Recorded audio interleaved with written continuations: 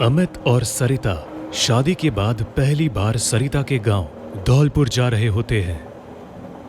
अमित का विदेश में काम होने की वजह से उन दोनों का यहां आना नहीं होता था। इस वजह से सरिता अपनी शादी के 15 साल बाद ट्रेन से अपने गांव जा रही होती है। सरिता की बेटी रोशनी भी उन लोगों के साथ पहली बार अपनी नानी के घर जा रही थी। आज इतने सालों बाद गांव जा रही हूँ। पता नहीं क्या क्या बदल गया होगा वहां। वहां सभी हमें देखकर सरप्राइज हो जाएंगे। शादी के बाद हमें कभी गांव आने का मौका नहीं मिला। अच्छा किया तुमने किसी को नहीं बताया कि हम गांव आ रहे हैं। अमित सरिता की ट्रेन किसी वजह से लेट हो जाती है और उन लोगों को पहुंचने में रात हो जाती है। धौलपुर गांव के स्टेशन पर बिल्कुल सन्नाटा होता है। वहां पर एक भी व्यक्ति नहीं होता है। तेज हवाएं चल रही होती है और बिजली कड़क रही होती है। अभी रात के सिर्फ 11:30 बजे हैं, लेकिन गांव में ऐसा सन्नाटा है मानो जैसे यहाँ कोई नहीं रहता। यहाँ कोई ऑटो रिक्शा भी नहीं मिलने वाला। हमें यहाँ से पैदल ही घर की ओर जाना पड़ेगा। हाँ जल्दी करो, मौसम खराब हो रहा है, नहीं तो हम बारिश में फंस जाएंगे। तीनों पैदल ही घर की ओर बढ़ने लगते हैं। चारों तरफ घनघोर अंधेरा होता है। जोरों से आंधी चल रही होती है और बिजली कड़क रही होती है। तभी रोड के किनारे उन्हें टैक्सी वाला मिलता है, जो अपनी टैक्सी में सो रहा था। मैं इस टैक्सी वाले से बात करता हूं। अमित टैक्सी वाले के पास जाकर उसे उठाता है। ओ भैया, अरे ओ टैक्सी वाले भैया, हमें धौलपुर गांव जाना है। लगता है आप लोग इस गांव में नए आए हो। आपको नहीं पता, आज अमावस की काली रात है। आज की रात इस गांव में एक भी इंसान अपने घर से बाहर नहीं निकलता। आज मौत का खतरा होता है। What rubbish! पहले तो ऐसा कुछ नहीं था। ये टैक्सी वाला ना ज्यादा पैसे लेने के लिए हमें डरा रहा है। ठीक है, तुम्हें यहां से कहीं जाने की कोई जरूरत नहीं है। ये लो पैसे, हमें बस अपनी टैक्सी एक रात के लिए दे दो। कल सुबह इस एड्रेस पर आकर तुम अपनी टैक्सी लेकर जाना। ठीक है, लेकिन फिर भी मैं आपको एक मुफ्त की सलाह दूंगा। गांव के उत्तर दिशा में जो कुआं है उसके पास भूल कर भी मत जाइएगा, और अगर कोई आपको पीछे से आवाज दे तो पीछे मुड़कर बिल्कुल मत देखिएगा। अमित अपना सारा सामान टैक्सी में रखकर खुद टैक्सी ड्राइव करके घर की ओर निकल जाता है। मुझे यहाँ से एक शॉर्टकट रास्ता पता है। उस रास्ते से हम जल्दी ही घर पहुंच जाएंगे, लेकिन वो रास्ता गांव के कुएं से होकर गुजरता है। क्या यार, तुम भी इन सब बातों में विश्वास करने लगी? नहीं, ये सब टैक्सी वाला हमें डराने के लिए बोल रहा था। अमित सरिता के बताए गए रास्ते पर गाड़ी मोड़ देता है। जैसे ही उनकी गाड़ी गांव के कुएं के पास पहुंचती है, गाड़ी के नीचे एक पत्थर आ जाता है और गाड़ी कुएं से जाकर टकरा जाती है। उस कुएं के अंदर का पानी जोर जोर से हिचकोले खाने लगता है, मानो जैसे कुएं में लहर आ गई हो। तुम सब ठीक तो हो? शायद पहिए के नीचे कोई पत्थर आ गया था। मुझे ऐसा लगा जैसे यहाँ कोई खड़ा हो। तभी सरिता की नजर कुएं के पास खड़े अपने बचपन के दोस्त रामानंद पर जाती है। अरे रामानंद, कैसे हो तुम? तुम तो बिल्कुल नहीं बदले।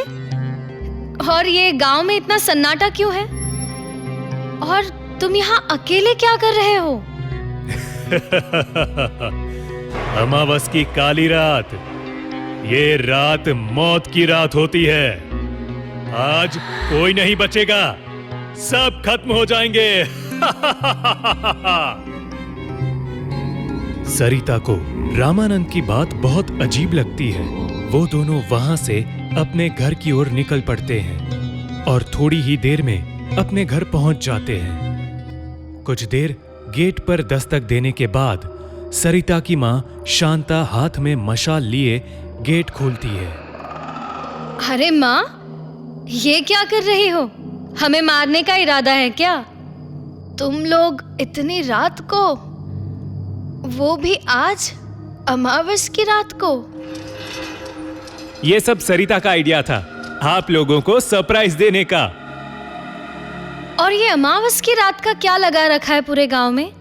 जो मिलता है अमावस की रात बोलकर हमें डरा देता है। शांता सभी को घर के अंदर लेकर जाती है।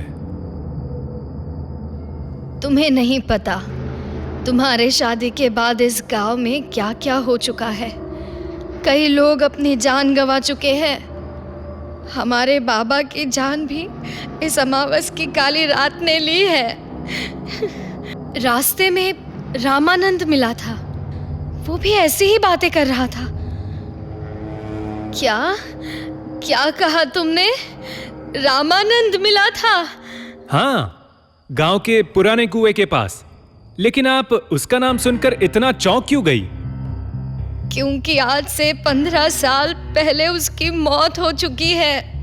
रामानंद उस कुएं में कूदकर मर चुका है।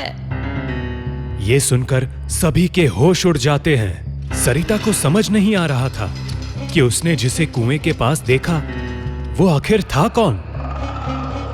अब वो किसी को नहीं छोड़ेगा। तुम लोगों ने आज की रात यहाँ आकर बहुत बड़ी गलती कर दी है। तुम सब घर के बाहर कदम नहीं रखना। सभी अपने कमरे में जाकर सो जाते हैं, लेकिन रोशनी को नींद नहीं आती। उसकी आंखों के सामने वही कुएं का नजारा घूम रहा होता है। सभी जब सो जाते हैं तो रोशनी अकेले ही उस कुएं की ओर बढ़ने लगती है। जोर से गेट टकराने की आवाज से सरिता की आंख खुलती है। रोशनी, रोशनी, रोशनी कहाँ चली गई? तभी सरिता देखती है कि रोशनी उस कुएं की ओर जा रही है। सरिता भी उसके पीछे पीछे कुएं की तरफ निकल जाती है। रोशनी, रोशनी रुको, उधर मत जाओ। रोशनी! रोशनी उस कुएं के पास पहुंचकर उसमें कूदने ही वाली होती है कि पीछे से सरिता आकर उसे पकड़ लेती है। तभी कुएं के अंदर की दीवार से बिल्ली की तरह चलता हुआ रामानंद निकलता है। सरिता उसे देखकर डर जाती है। तुम मेरी बच्ची को क्यों मारना चाहते हो? हमने तुम्हारा क्या बिगाड़ा है? तुम मेरे बचपन के दोस्त थे। रामानंद सरिता को धक्का देता है और रोशनी को अपने साथ कुएं के अंदर ले जाता है। सरिता वहीं पर बेहोश पड़ी रहती है। अगली सुबह जब उसे होश आता है तो कुएं की बाल्टी वाली रस्सी से रोशनी कुएं के पास उल्टी लटकी होती है। तुम दोनों यहाँ इस हालत में कैसे पहुंचे? मैंने साफ साफ कहा था कोई भी घर से बाहर नहीं निकलेगा। रोशनी, रोशनी की ये हालत कैसे हुई? रोशनी! वो रामानंद रोशनी को अपने साथ कुएं में लेकर कूद गया था। सभी सरिता और रोशनी को लेकर घर जाते हैं। रोशनी को तेज बुखार होता है। सरिता शांता से रामानंद की मौत के बारे में पूछती है। ये सब क्या हो रहा है? रामानंद तो मेरा कितना अच्छा दोस्त था। वो अचानक हमारे जान का दुश्मन क्यों बन बैठा है? उसने मेरे पिताजी की जान क्यों ली? रामानंद बचपन से तुमसे बहुत प्यार करता था। वो हमेशा से तुमसे शादी करना चाहता था, लेकिन तुम्हारे पिताजी इस शादी के खिलाफ थे। उन्होंने शहर जाकर तुम्हारी शादी अमित से करा दी। इस बात से रामानंद पागल जैसे हो गया और एक अमावस्या की रात वो उस कुएं में कूदकर अपनी जान दे दी। क्या? इस वजह से उसने पिताजी की हत्या कर दी और हमारे भी जान का दुश्मन बन बैठा है। तुम सभी आज ही इस गांव से दूर चले जाओ, यहाँ तुम्हारी जान को खतरा है। सरिता, अमित और रोशनी उसी दिन उस गांव से निकलने वाले होते हैं, लेकिन रामानंद की आत्मा किसी भी हालत में उन्हें ये गांव छोड़कर नहीं जाने देना चाहती थी। वो लोग गाड़ी से स्टेशन की ओर निकलने लगते हैं। तभी सरिता गाड़ी के शीशे में देखती है रामानंद उनके साथ उसी गाड़ी में बैठा होता है। वो देखकर जोर से चिल्लाती है, रामानंद, रामानंद यही है, हमारे साथ इसी गाड़ी में है। वो हम में से किसी को नहीं छोड़ेगा, मार डालेगा। वो तुम्हारे पीछे क्यों पड़ा है? इसमें तुम्हारी क्या गलती है? अरे तुम्हें तो पता भी नहीं था कि वो तुमसे प्यार करता था। तभी रोशनी अचानक से उठ जाती है और गाड़ी से निकलकर कुएं की ओर भागने लगती है। सरिता और अमित भी उसके पीछे जाते हैं। रोशनी कुएं के पास जाकर रुक जाती है। रामानंद, तुम्हारी दुश्मनी मुझसे है, तुम मेरी बेटी को छोड़ दो। रोशनी वहीं पर बेहोश होकर गिर जाती है। मुझे और सरिता को अलग करना चाहते हो ना?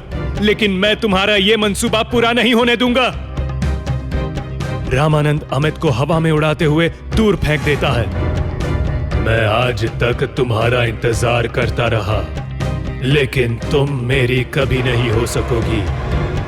तुम्हारे दिल पर किसी और का राज है। मैंने तुम्हें धोखा नहीं दिया है। मुझे तुम्हारे इश्क के बारे में कोई खबर नहीं थी रामानंद।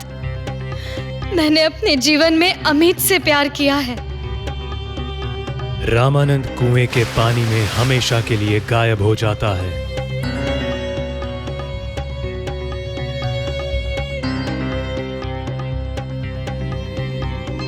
रामानंद उस गांव को छोड़कर हमेशा के लिए चला जाता है। अमित और सरिता रोशनी को लेकर उस गांव से हमेशा के लिए चले जाते हैं।